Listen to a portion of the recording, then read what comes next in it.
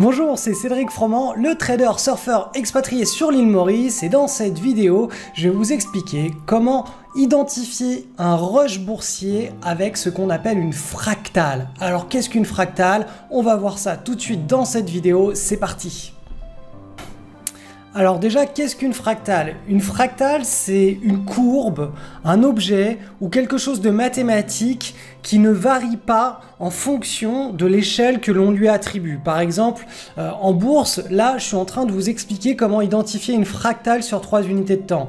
Donc typiquement, on va avoir un schéma qui est constitué de la première unité de temps, de la deuxième et de la troisième unité de temps. Donc c'est une fractale qui est constituée de 3 unités de temps. Si on a ce schéma qui est construit autour de ces 3 unités de temps, eh bien on appelle ça un rush boursier. C'est la fractale du rush boursier. Cette fractale, on peut la retrouver sur des graphiques en 5 minutes, sur des graphiques en 1 heure, sur des graphiques en journalier, en hebdomadaire, en mensuel, quelle que soit l'unité de temps que l'on va travailler, l'unité de temps d'intervention. Si l'on regarde les 2 unités de temps supérieures, eh bien on va se retrouver avec une potentielle fractale. Si on a cette fractale qui est bien propre et qui est bien présente, eh bien on aura ce qu'on appelle un rush boursier. Donc voilà, une fractale, c'est vraiment quelque chose d'invariant, peu importe l'unité de temps que l'on va prendre en compte, peu importe l'actif, c'est un comportement qui est récurrent, que l'on retrouve partout dans l'univers. Et là actuellement, je vous explique la fractale des rushs boursiers. Ça concerne le domaine de la spéculation, du trading et de la bourse. Donc si vous n'avez pas vu la précédente vidéo sur les rushs boursiers, je vous réexplique rapidement. On a le premier graphique qui est notre unité de temps d'intervention. Donc ici, pour moi qui fais du swing trading, eh bien ça va être du journalier, mais vous pouvez très bien être un day trader et utiliser des graphiques en minutes, du 5 minutes, du 10 minutes. Ensuite, moi, ma deuxième unité de temps pour identifier ma fractale, ça va être l'hebdomadaire ici. Ma troisième unité de temps, ça va être le mensuel. Et donc là, j'ai mes 3 graphiques. Et à partir du moment où sur ces 3 graphiques, j'ai exactement le schéma que je recherche, j'ai une fractale de rush boursier. Et c'est ça qu'il est très important de concevoir avec cette approche de l'effet papillon et des rushs boursiers. C'est qu'il faut vraiment qu'on ait très strictement sur les 3 graphiques le comportement désiré. Et ce comportement, c'est une fractale. Et si on a un des 2 graphiques qui ne remplit pas les conditions de cette fractale, eh bien on met à la poubelle. Pourquoi? Parce que ça signifie que on n'est pas dans une situation de rush boursier.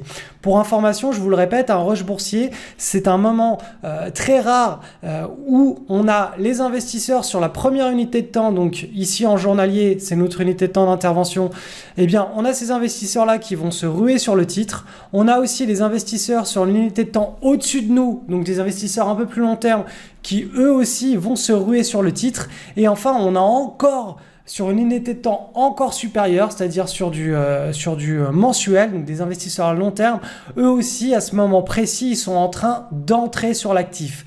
Eh bien, quand on a ces 3 conditions sur un même actif qui sont réunies et qu'on a donc ce schéma de fractale et qu'on a donc une situation de rush boursier, on peut entrer sur notre trade ici en journalier et se retrouver avec un énorme rush boursier et profiter en fait de l'afflux massif de capitaux qui a lieu sur les unités de temps supérieures à la nôtre. Notre unité de temps d'intervention, c'est le journalier. Et bien là, on va avoir les investisseurs hebdomadaires et les investisseurs mensuels qui, eux, vont continuer d'alimenter la tendance haussière suite à notre prise de position. Et c'est ça justement qu'on appelle un rush boursier. Et pour cela, il est très important de comprendre comment est structurée cette fractale. Et tout ça, je vous l'explique dans la formation dédiée au rush boursier avec l'effet papillon. Le lien est en description de cette vidéo. Si reconnaître la présence d'un afflux massif de capitaux est une chose extrêmement simple à réaliser, puisque c'est 100% visuel, il faut encore savoir quoi regarder et surtout comment en faire un schéma que l'on applique trade après trade sur des milliers de transactions. Et pour cela, il nous faut afficher 3 graphiques sur 3 unités de temps. Et lorsque l'on a une situation exceptionnelle où les investisseurs long terme, moyen terme et court terme se mettent tous à acheter au même moment, on a ce fameux rush boursier. Les situations de rush boursier, que l'on appelle aussi effet papillon de la bourse, Eh bien, je vous apprends à les trouver chaque soir grâce à un screener dédié. Vous pourrez bientôt entrer dessus pour profiter des vagues de prix les plus explosives du marché, que ce soit à la hausse ou à la baisse. Pour en savoir plus sur la détection des rushs boursiers avec l'effet papillon, je vous ai préparé une série de 4 vidéos dont le lien est disponible dans le descriptif de cette vidéo. Je vous dis à tout de suite pour comprendre le fameux effet papillon en bourse.